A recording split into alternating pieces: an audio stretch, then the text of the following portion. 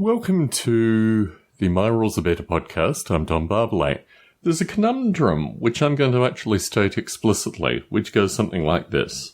I reach out, or not that I reach out, I look at people like Nerdling in this hobby, and I think to myself, well, here is a true believer. But realistically, what concerns me, which I've not really stated explicitly in these podcasts, but I'm going to state, relates to Lead Pile and relates to My Rules Are Better as a podcast form and with regards to my actual thinking, is that I am looking back to a time which doesn't exist anymore. And I'm looking back to something which existed at a period of time but no longer does. And this is what's particularly curious about these recordings, particularly when I talk about, the D&D game, which never actually occurred.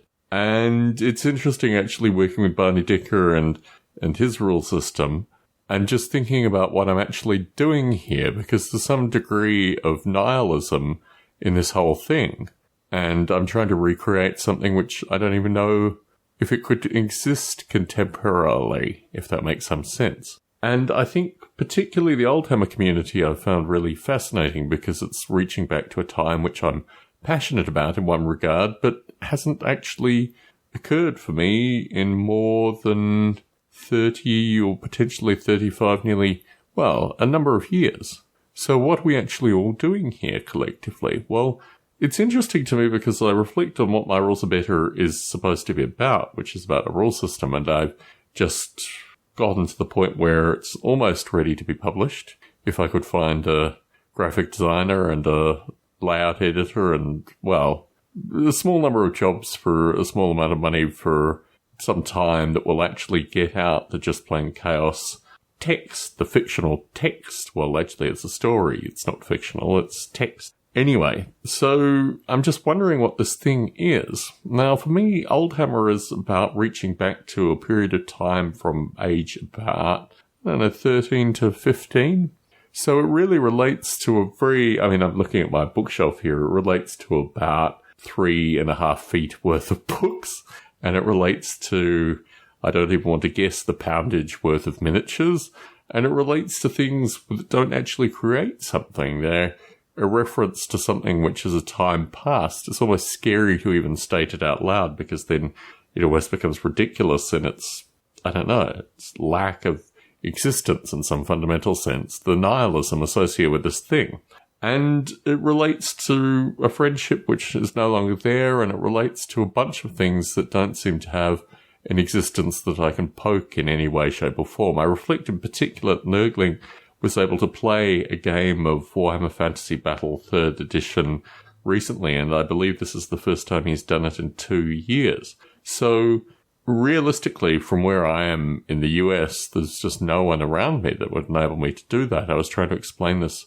My mother came and stayed with me recently. She just flew back to Australia, but I was trying to explain this to her. What does this thing actually mean if you can't actually access it? And obviously there are folks such as Spencer Game, there are true believers out there that are probably somehow carrying this thing on, but they're not actually interacting with me. In fact, that's one of the great Alluvial Plains missing points, actually, is that Barney Dicker's crew doesn't actually exist in the Discord channel anymore. So it's almost like it's an ethereal thing that has just disappeared, and I'm wondering where I am in this complex thing. So, as Barney has been able to publish one of two in his announcements, or at least ongoing developments associated with the Kickstarter-like thing that he has created, I reflected very heavily on the fact that I've hopefully, at least to some extent, got Just Plain Chaos, the fictional form, in something that I can actually publish together with two other rather curious works that it doesn't sandwich it. It's actually the end. It's the final work of 3 curious collective works. And I reflect on whether I should now devote my time into actually publishing a game system, which I've put quite a bit of text into, but haven't actually considered publishing at least in the past 2 years. So, we need to see what happens with regards to the text, the fictional part first. I've got to get that in something that's actually physically there, and then get a sense of whether or not that actually has a market, which is even more curious. So I'm pontificating. I'm not pontificating. I'm putting out in My Rules Are Better a request for folks who listen to this podcast to email me, barbalay@gmail.com, and give me a sense of what your own nihilism is with regards to these things. I mean, do you actually play games? Are they active?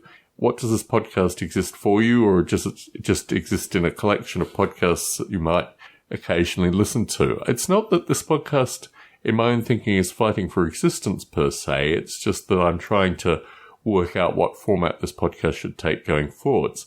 And I'd love to devote a good amount of time to discussing the lead pile, but I'm also trying to wrap that up. I mean, I have quite a reasonable Nurgle army. I have quite a reasonable dwarf army, but I just have no one to play those armies with, which is really the missing piece of the puzzle, is the opponent or the other person in the circumstance. And moreover, particularly as I have two incredibly gregarious, incredibly intelligent daughters who at age 16 months are already scaring me with regards to their particular imaginations and just general play options, that I don't know if they will ever want to play a miniature game with their father. It just doesn't strike me as something that they want to do, particularly when the resources that are available to them, and in particular digital resources, are so potentially vast as to make moving around little lead figures seem rather curious. Anyway, I wanted to put this out in a podcast form because I'm really interested